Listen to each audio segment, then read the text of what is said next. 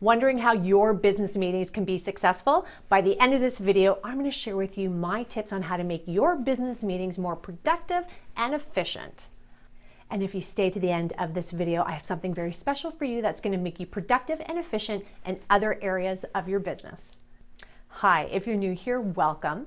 Don't forget to subscribe to my channel for the best career and project management advice coming to you every Wednesday. I have participated and even facilitated thousands of meetings, and over the years I have experienced and seen my fair share of very unsuccessful business meetings. Meetings where they're seen as time wasters. So with this video, I'm going to share with you my 4 business meeting tips that are going to make sure that your meetings are seen as valuable and not wasting people's times. So let's get to it. Establish purpose, goal, and agenda. All right. People may think that this is obvious, but surprisingly, it's not. Because these are very specific things that a lot of people don't put in their meeting invites. So let's look at the first one, the purpose. Why are you having the meeting? What is the purpose of you bringing everyone together? If you have a clear understanding of that, and you may have a couple purposes, you really have to know, does it make sense to combine those purposes together? That's why it's really important to put purpose in your meeting so people understand why they're all getting together. Your goal is, hey, at the end of this meeting, what are we hoping to achieve or get out of it? What does success look like? So really be clear. If you're getting people together to make some decisions, you may want to put that down as your goal, that we have an answer to this, activity 1 or 2 or decision 1, 2, whatever that may be. And last but not least is agenda. Yeah, it's a given. Not, unfortunately. You really have to think about that agenda in advance. If you're the only one on the agenda, then guess you can probably do that agenda quite close to the meeting time. But if you're bringing in other people, then you have to give them preparatory time to do their agenda item. You then have to ensure that the participants know exactly what's on that agenda. So you should minimum give it out 24 hours in advance, 48 hours.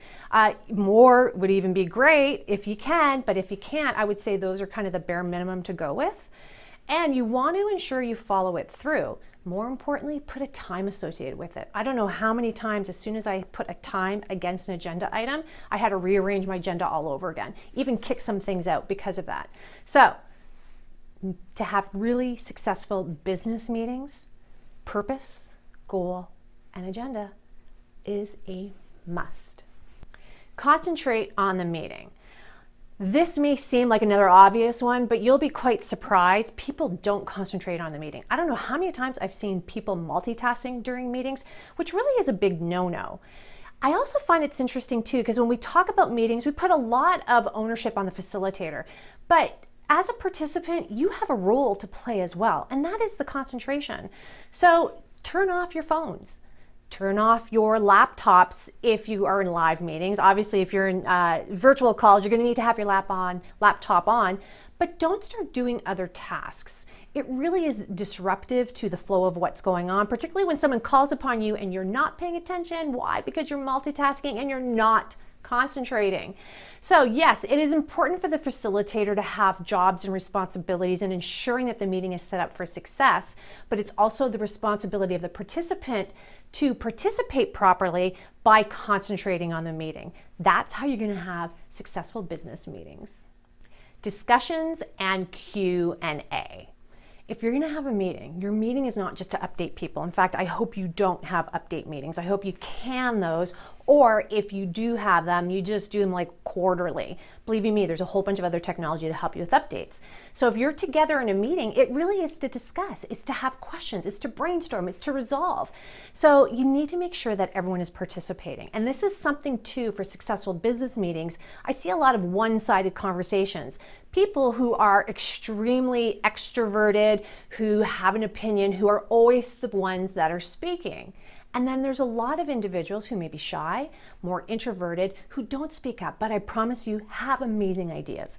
So one of the things you can do to have successful business meetings is ensure everyone's participation. So a really good trick that I do is I usually have, when I have a major question to be answered or I need some input, I allow for everyone on a piece of paper to write down their thoughts.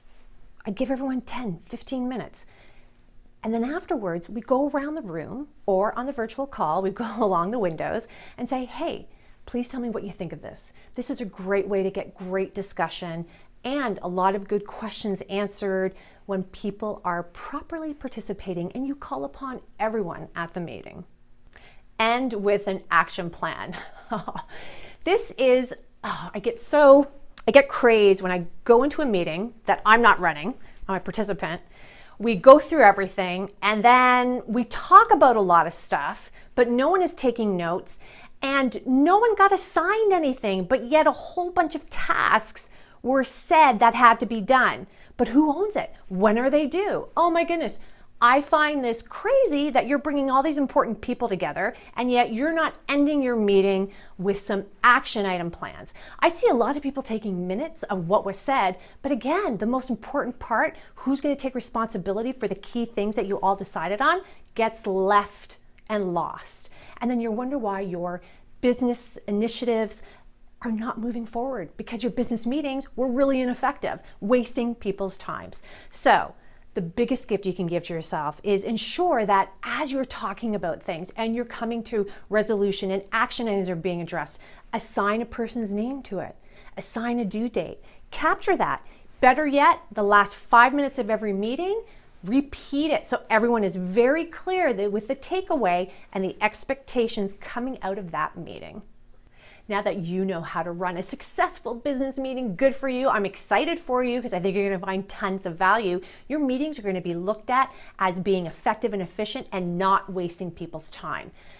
If you're in business meetings, you definitely have project meetings and you want to know to ensure how your projects are not wasting people's time. So I want you to go in the link below, download this, how to ensure that your projects are successful. This is going to be important for you, particularly if you do anything in the business world, because there are projects everywhere you go. Don't forget to subscribe to my channel, like this video, and please share it with all the people that you know. If you have some other ideas on how to have successful business meetings, it's now your turn to share with me. Please put them in the comments below. Until the next time I see you later.